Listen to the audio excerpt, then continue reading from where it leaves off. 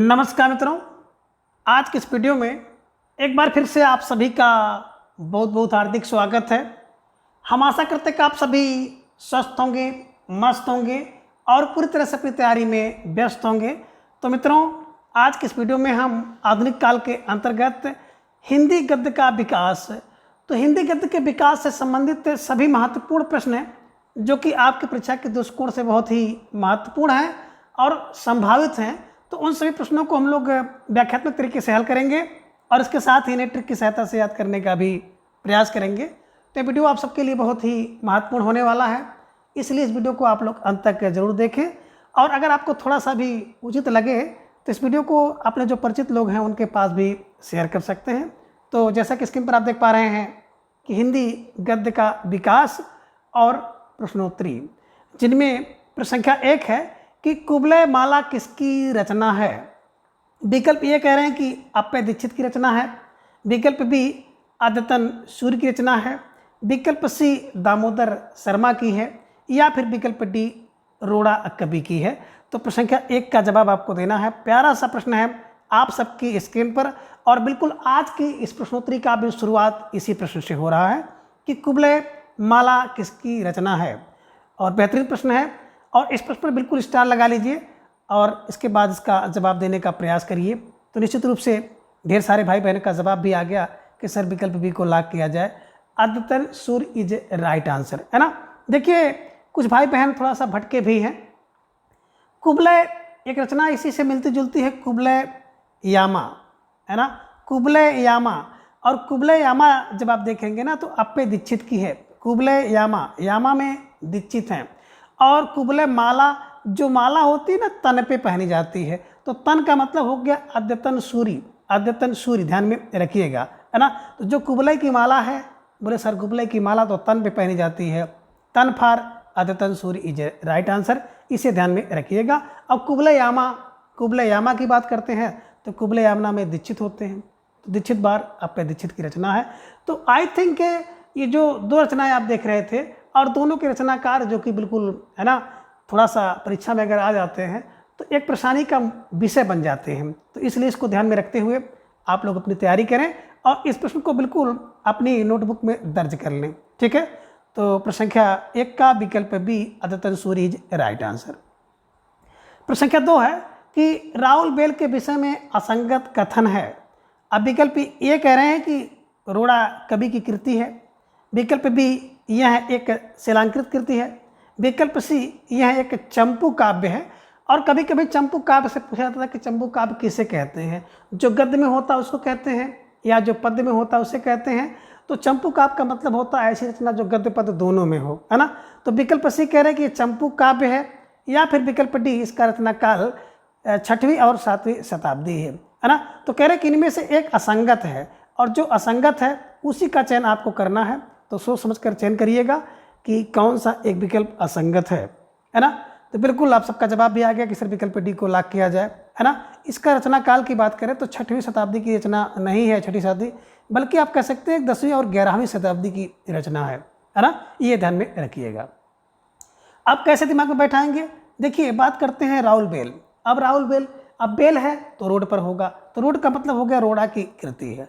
अब रोड पे देखे होंगे ना तमाम प्रकार के शिला पड़े रहते हैं, तो शिला पे कुछ अंकित रहता है, तो शिल पर अंकित रचना है, ध्यान में रखिएगा। और इसमें नक्शिक वर्णन देखने को आपको मिलता है और आप ये भी कह सकते हैं कि हिंदी साहित्य की पहली रचना है जिसमें नक्शिक वर्णन का जो है आपको मिलेगा, क्या कहते हैं, शुरुआत यहीं से माना जाता है। तो हिंदी साहित्य की पहली गद्य रचना है जिसमें आप कह सकते हैं कि नक्शिक परंपरा का जो शुरुआत यहीं से मिलता है, ठीक है ना।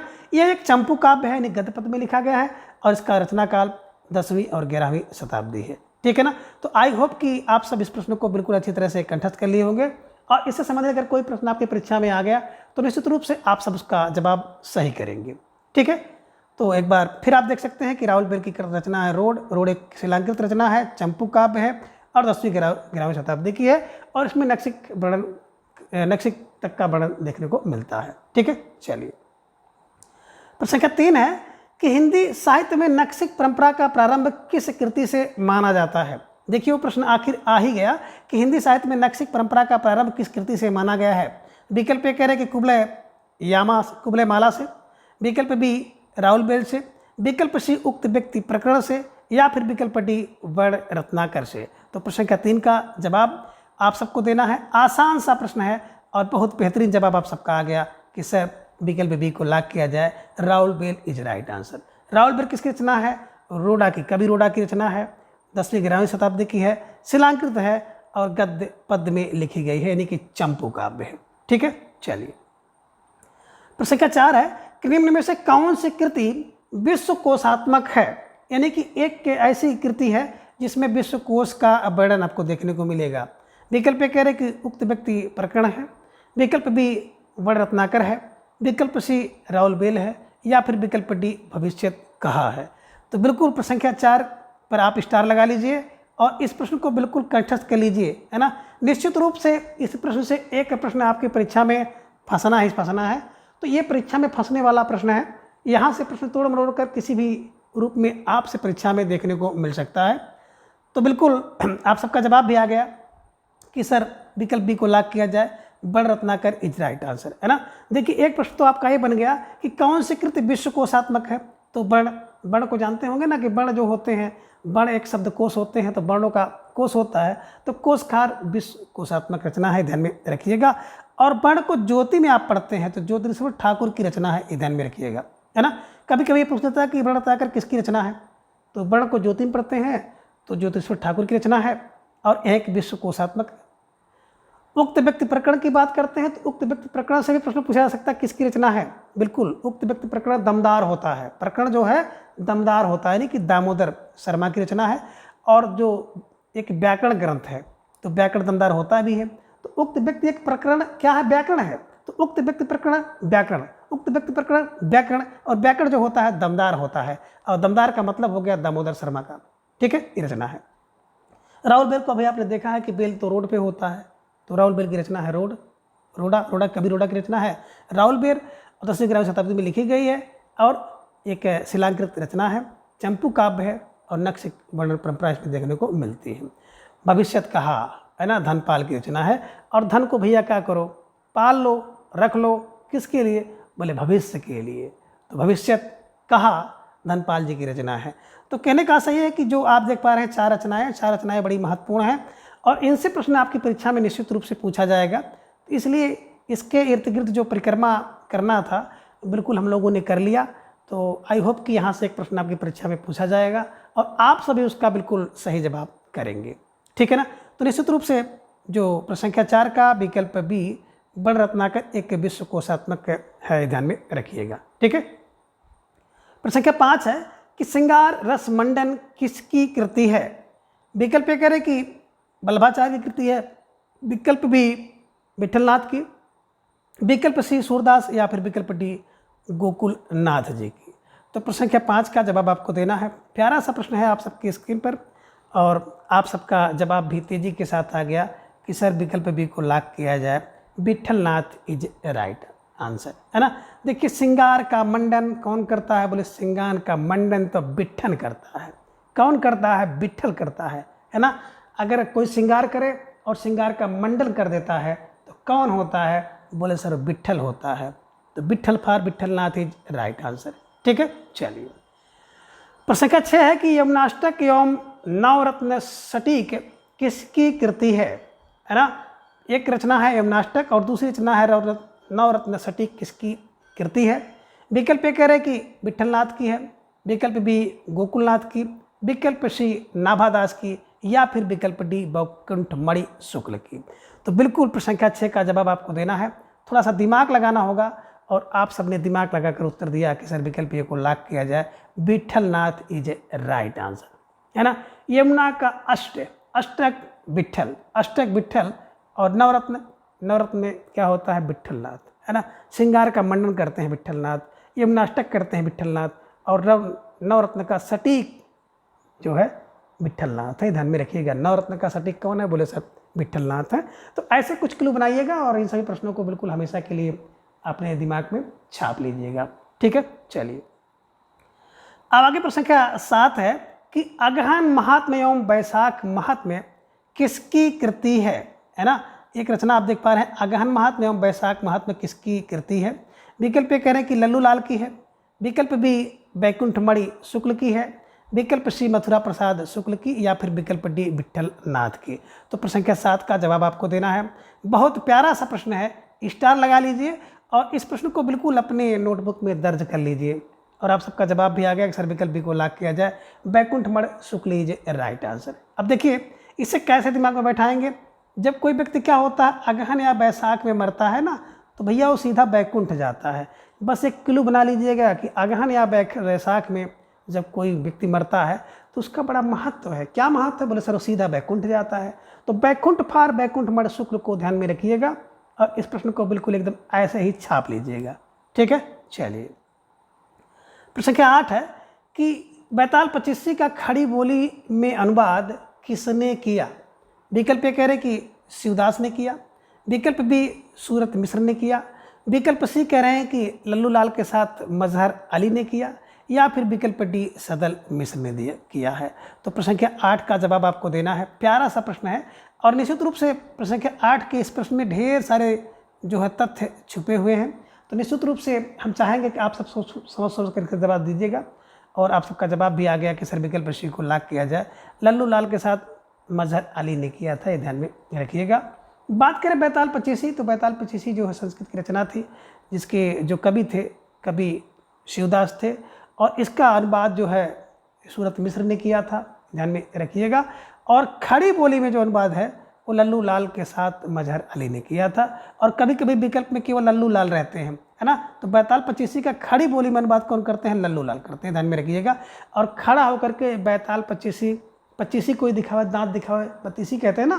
तो जैसे बत्तीसी दांत दिखाता है, कोई हंस देता है, मुस्कुरा देता है बिना वजह का, तो उसे हम लोग कहते हैं लल्लू टाइप के लोग हैं। तो यहाँ पे बैताल पचीसी ले लीजिएगा। जैसे बैताल हंसता है, मुस्कुराता है, तो वैसे दिमाग में रख लीजिएगा कि जो लल्लू व्यक्ति होता है ना, वो बैताल पचीसी का दिखाता है।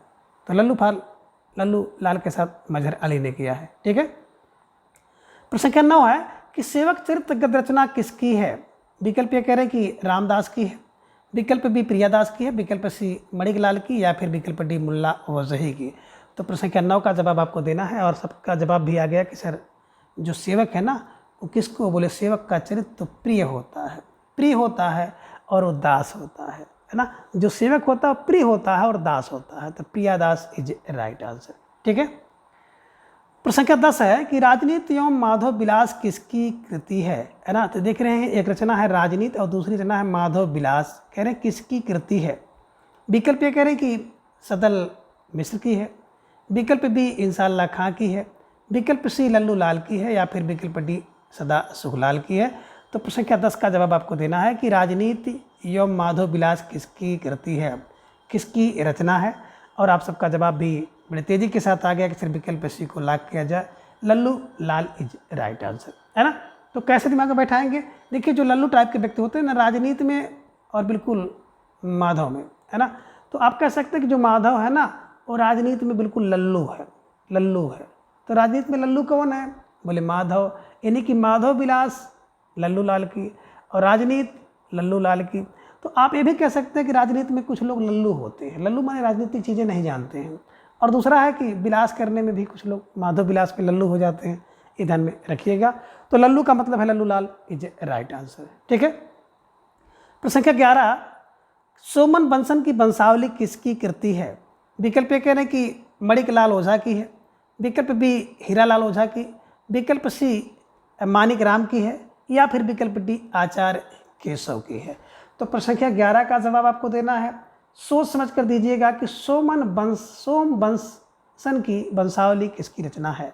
तो सोम बंसन की वंशावली किसकी रचना है?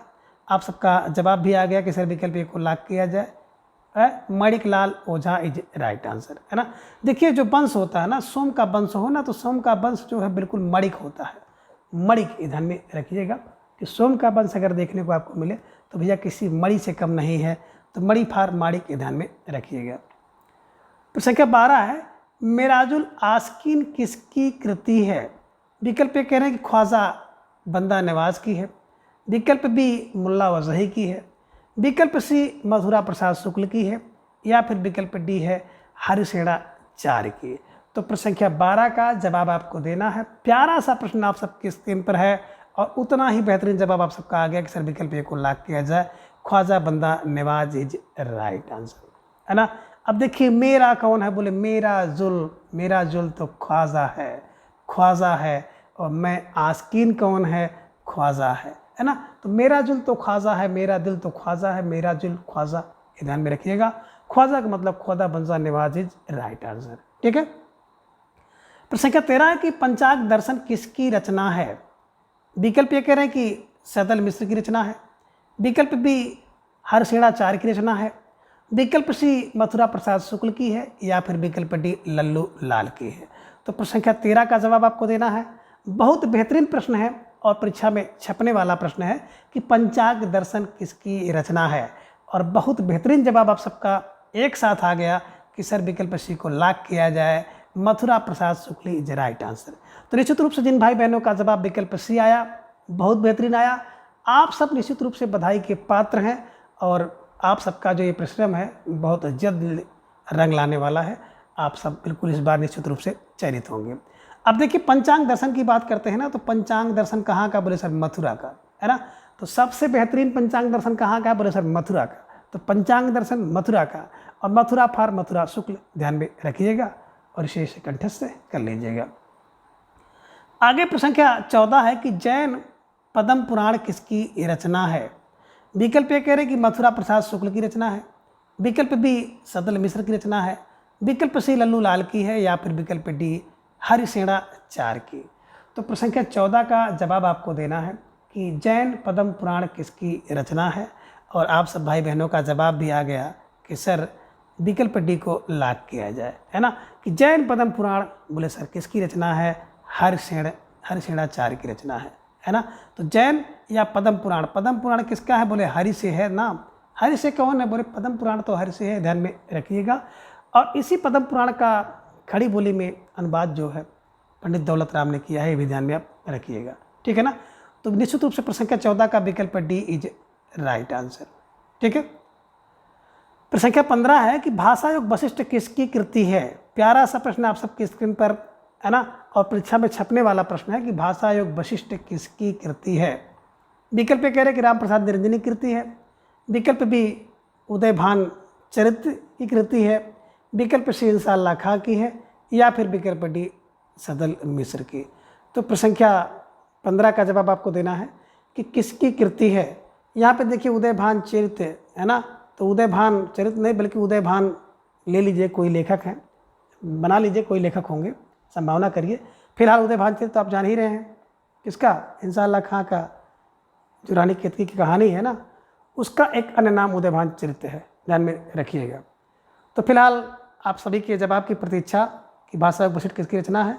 तेजी के साथ आप सबका जवाब भी आ गया कि सर विकल्प को लॉक किया जाए, Ram Prasad Niranjani is a right answer, है ना। देखिए जो भाषा का योग होता है ना, बड़ा वशिष्ठ होता है और निरंजनी होता है। तो भाषा योग वशिष्ठ और इसके रचनाकार हैं Ram Prasad Niranjani is right answer. देखिए मित्रों, जो भी प्रश्नावली मेरे द्वारा आप सबके लिए निर्माण की जाती है, तो मैं अकेले ही सारे प्रश्नों को इकट्ठा करता हूँ, फिर उसको टाइप करता हूँ, और टाइप करने के बाद कोशिश करता हूँ कि आप सबके लिए जो वीडियो रिकॉर्ड हो उसको भी प्रस्तुत करता हूँ। तो जल्दबाजी में कभी कभी ऐसा भी होता है कि प्रूफ को हम रीड नहीं कर पाते हैं, और जब रीड नहीं होता है तो गलतियाँ उसमें हो जाती हैं, और आप सबकी जो नज़र है बहुत पैनी है। निश्चित रूप से हम उम्मीद भी करते हैं किसी प्रकार की कोई त्रुटि हो, कोई गलती हो तो उसको ज़रूर आप अवगत कराएं, है ना। उसको सुधारा जाएगा, और एक आध गलती मैं जानबूझकर भी कर दूंगा कि ताकि आप लोग गलती जो है उसको देखें, और जो भी पढ़ें बिल्कुल ध्यानपूर्वक पढ़ें। और कुछ किताबों का भी इसमें योगदान रहता है, तमाम प्रकार की मार्केट में किताबें हैं, तो कुछ किताबों में तो गलतियाँ हैं, है ना। हो सकता है उसी किताब से मैंने कुछ बना दिया और ध्यान नहीं दिया, तो निश्चित रूप से गलती होने की चांस उस पर रहता है ना। तो इस प्रकार से टाइपिंग करने में भी कुछ समस्याएं होती हैं, कुछ लिखने में होती है, और कभी कभी जैसे कोई प्रश्नावली हम तैयार कर रहे हों तो किसी काम से बीच में उठ जाना पड़ा, तो ये ख्याल नहीं आता है कि कहाँ से प्रश्न शुरू किया था, कहाँ पे अंत करना है। प्रश्न कुछ और चल रहा था, विकल्प कुछ और टाइप हो जाता है, तो ऐसा भी होता है। तो मित्रों क्षमा चाहते हैं, इस प्रकार की गलतियाँ कोशिश करेंगे कम से कम हो, फिर भी अगर होती है तो आप लोग उसको अवगत कराते रहें। भाषा योग वशिष्ठ की बात करते हैं तो निश्चित रूप से आप सबका जो सही जवाब था कि विकल्प भाषा योग वशिष्ठ राम प्रसाद निरंजन जी की कृति है। आगे प्रश्न संख्या 16 है कि खड़ी बोली के 4 उन्नायकों में से कौन एक नहीं है। विकल्प ए कह रहे कि मुंशी सदाशिव लाल नहीं है, विकल्प बी इंसाल्लाह खां नहीं है, विकल्प सी लल्लू लाल नहीं है, या फिर विकल्प डी माधव मिश्र नहीं है। तो आप सबका जवाब बहुत तेज़ी के साथ आ गया कि सर विकल्प डी को लॉक किया जाए। जो माधव मिश्र है ना, वो खड़ी बोली के 4 उन्नायकों में नहीं आते हैं, है ना। मुंशी सदाशिव लाल है, इंसाल्लाह खां है, लल्लू लाल है, और एक यहाँ पे देखेंगे सदल मिश्र हैं, ठीक है ना। ये माधव मिश्र नहीं है, ध्यान में रखिएगा, बल्कि माधव मिश्र के स्थान पर सदल मिश्र होना था, ठीक है। तो प्रश्न संख्या 16 का विकल्प डी इज राइट आंसर। प्रश्न संख्या 17 है कि निम्न में से किस लेखक का संबंध फोर्ट विलियम कॉलेज से है ना। विकल्प कह रहे कि सदाशिव लाल का है, विकल्प बी इंसाल्लाह खां का है, विकल्प सी लल्लू लाल और सदल मिश्र का है, या फिर विकल्प डी उपयुक्त सभी का है। तो प्रश्न संख्या 17 का जवाब आप दीजिए। बहुत बेहतरीन प्रश्न है और परीक्षा में पूछा जाने योग्य है, कई बार ये परीक्षा में पूछा भी गया है। तो निश्चित रूप से इस प्रश्न को स्टार लगाइए और इस प्रश्न का जो जवाब है आप अपनी नोटबुक में दर्ज कर लीजिए। तो ढेर सारे भाई बहनों का जवाब भी आ गया कि सर विकल्प सी को लॉक किया जाए। लल्लू लाल और सदल मिश्र जो है ना, वो फोर्ट विलियम कॉलेज में भाषा मुंशी पद पर इनकी नियुक्ति हुई थी, ध्यान में रखिएगा। तो निश्चित रूप से आप सब भाई बहनों का जवाब बहुत सही आया, विकल्प सी लल्लू और सदल। कैसे दिमाग में रखेंगे, तो देखिए जो लल्लू टाइप के लोग होंगे और सदल को थोड़ा सा क्लू बनाइएगा, पागल टाइप के लोग, पगल, है ना। तो सदल और लल्लू, जो लल्लू टाइप के लोग थे और जो सदल टाइप के लोग थे, पगल टाइप के लोग थे, इन्हीं दोनों लोगों को कहाँ पर फोर्ट विलियम कॉलेज में भाषा के लिए रखा गया था। तो ये क्लू बनाइएगा, और इस क्लू का उद्देश्य किसी की भावना को ठेस पहुँचाना नहीं है, ना ही किसी राजनीतिक गतिविधि से कुछ लेन देन है, बस किस तरह से आपके दिमाग में हमेशा के लिए छप जाए, एकमात्र ही उद्देश्य है। और आप सबको बेहद पसंद भी आ रहा है, जिसके लिए मैं आप सबके लिए इतना कुछ कर पा रहा हूँ। तो निश्चित रूप से आप सबका जवाब आ गया कि सर विकल्प सी लल्लू लाल और सदल। तो लल्लू और सदल टाइप के जो लोग होते हैं, यानी कि लल्लू और पगल टाइप के जो लोग होते हैं, विलियम कॉलेज में थे, ठीक है। तो निश्चित रूप से प्रश्न संख्या 17 का विकल्प सी इज राइट आंसर। आगे प्रश्न संख्या 18 है कि सुख सागर किसकी कृति है। विकल्प ये कह रहे कि सदाशिव लाल की, विकल्प बी इंसाल्लाह खां की, विकल्प सी लल्लू लाल की, या फिर विकल्प डी सदल मिश्र की। तो प्रश्न संख्या 18 का जवाब आप सबका आ गया कि सर सदा सुख सागर कहाँ पर मिलेगा। तो सुख जहाँ पे सुख रहेगा, है ना। सुख सागर किसकी रचना है, सदा सुखलाल की। सदा सुख का सागर कहाँ है, बोले सदा सुखलाल के पास है। तो सदा सुख कहाँ मिलेगा, बोले सर सदा सुख तो सुख के सागर में मिलेगा। अगर आप सुख के सागर में गोता लगा लो, डुबकी लगा लो, तो आपको सदा सुख मिलेगा। तो सदा सुख, सुख सागर, है ना, ये ध्यान में रखिएगा। तो निश्चित रूप से आप सब भाई बहनों का जवाब बहुत बेहतरीन रहा कि सर विकल्प ये जो आप जिन लोगों ने दिया है। तो सदा सुख, है ना, कहाँ रहेगा, सुख के सागर में रहेगा, ध्यान में रखिएगा। इंसाल्लाह का इंसा रानी की कहानी। लल्लू लाल, भैया लल्लू लाल लोग तो प्रेम करते हैं, प्रेम सागर। और सदल मिश्र, तो सदल टाइप के जो पागल टाइप के लोग होते हैं, नाश कर देते हैं। तो नाश का मतलब होता है नाश के तो पाख्यान ही है, ध्यान में रख लीजिएगा। तो ये जो चारों, है ना, खड़ी बोली के उन्नायक है, और चारों उन्नायकों की जो महत्वपूर्ण रचनाएँ हैं, है ना, उन रचनाओं को आप लोग बिल्कुल कंठस्थ कर लीजिएगा, परीक्षा में यहाँ से प्रश्न बनता है। प्रश्न संख्या 19 है कि रानी केतकी की कहानी के विषय में सही कथन है। विकल्प कह रहे हैं कि इंसाल्लाह खां की कृति है, रानी केतकी की कहानी की अच्छी कृति है इंसाल्लाह खां की।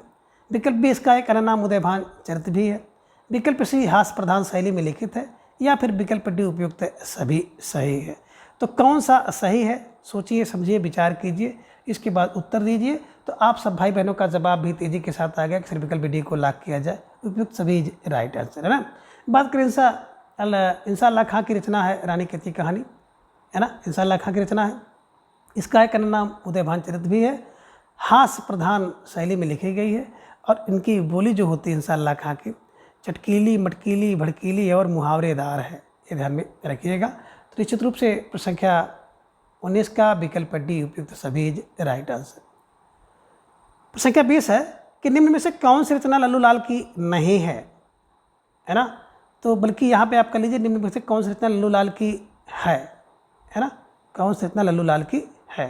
विकल्प ए कह रहे हैं कि लाल चंद्रिका और प्रेम सागर। विकल्प बी सभा विलास राजनीति। विकल्प सी माधव विलास और माधवलाल, और विकल्प डी है उपयुक्त सभी। तो कह रहे हैं कि प्रश्न संख्या 20 में निम्न में से कौन सी रचना लल्लू लाल की है। तो आप सबका जवाब भी आ गया कि सर विकल्प डी को लॉक किया जाए, उपयुक्त सभी इज राइट आंसर, है ना। तो उपयुक्त सभी रचनाएं जो हैं बिल्कुल लल्लू लाल की हैं, ध्यान में रखिएगा। और इन सभी रचनाओं को इस प्रश्नावली में शामिल करने का मेरा एक उद्देश्य था कि लल्लू लाल की जितनी रचनाएं हैं उसे आप लोग कंठस्थ कर लें। कोई न कोई रचना तो आपकी परीक्षा में देखने को मिल सकती है।